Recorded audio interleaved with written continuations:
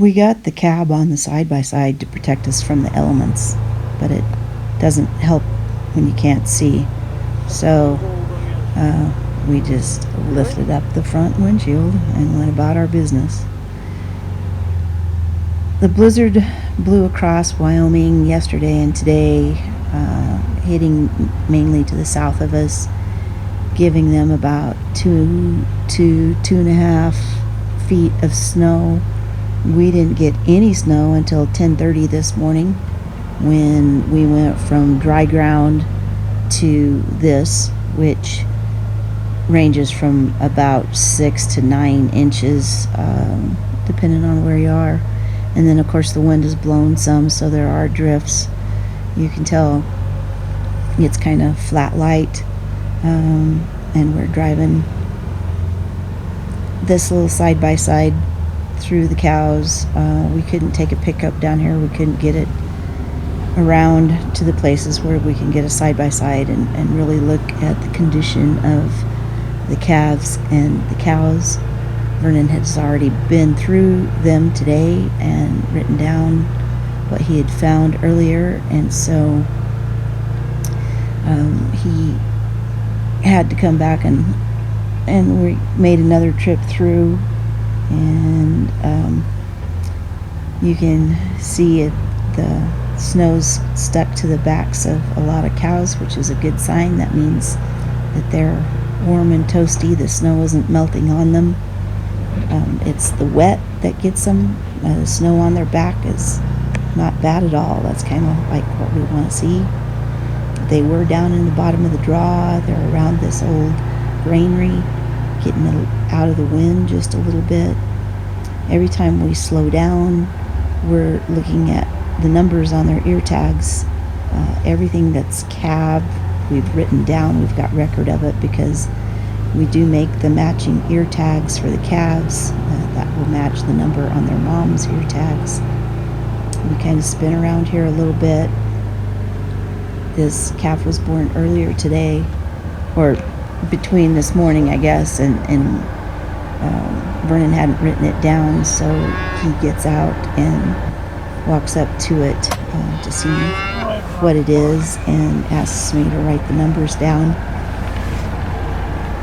So we just have a little notebook there that I'm reaching for, and I'll write down the mama's number. Is the one standing right there, and Vernon gets out. He has what's called navel guard, and it is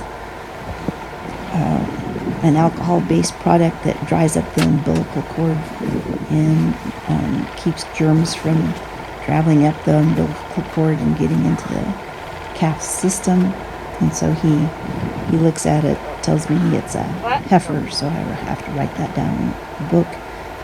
The other thing that we're looking for with this one and with the next bunch you see is not only the calf and if it's a male or female, but also if the calves have been drinking milk from their moms. The wind has kind of pushed these cows. They will drift with the wind, and they've pushed them to the north fence here of this pasture up against our neighbors. And Vernon has seen a calf be born in this corner earlier today, and so he gets out and walks around and tries to find it here in just a minute. And the other cows, they start drifting along the fence, and so they're not quite so bunched up in the corner. So you can see he's looking for the tag number and looking for any new calves. He's looking for anything that's calving. One thing he's also, of course, looking at is their udders. If their udders are tight, then they haven't been sucked, and a big indication, that their calf may not be doing as well as it should. You can also tell by looking at a calf if it's gant. That means it's kind of thin. I don't want to describe it. It's kind of sucked up in the belly and the flank, and that means it hasn't got food. So even though it might be up and walking around, it could also be kind of camped, and another sign that it hasn't really eaten the way it should, and it's very important for them to get their colostrum and the milk from their mamas. He decides to go ahead and mix up a bottle, so he always carries warm water with him, and then this package mix that you can go ahead and feed these calves. So he just pours a pint of water in there, and then pours in a packet, shakes it up, mixes it, and then he's going to go catch the calf, and then he sees that the mama's taken off and with her baby, so he climbs back in the side-by-side and will zip up here and catch up to that calf.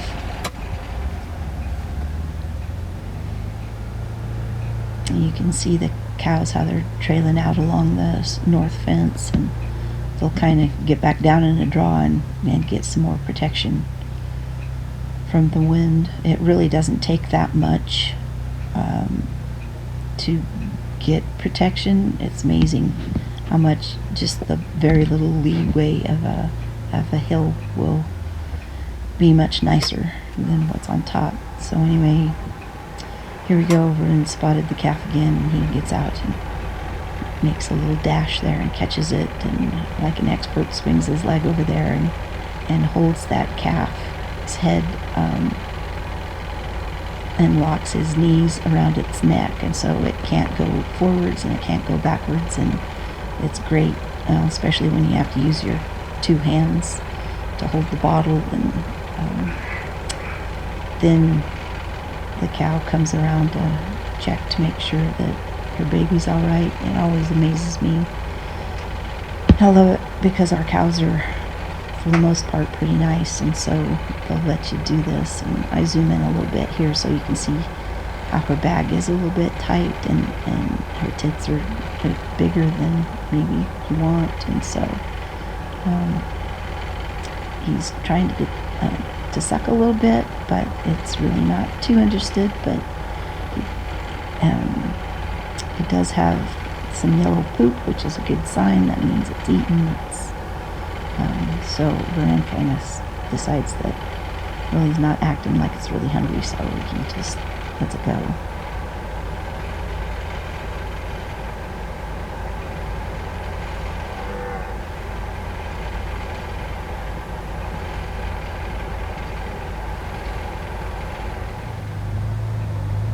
And again, I just filmed a little bit of the trail. It's easy to see where the trail goes through the sagebrush, but it's not easy to see the ruts that still exist from all the mud we've had, because we've had storms come and go and come and go.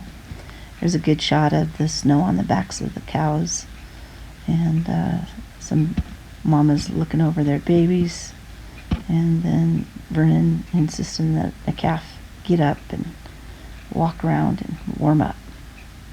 Thanks for watching.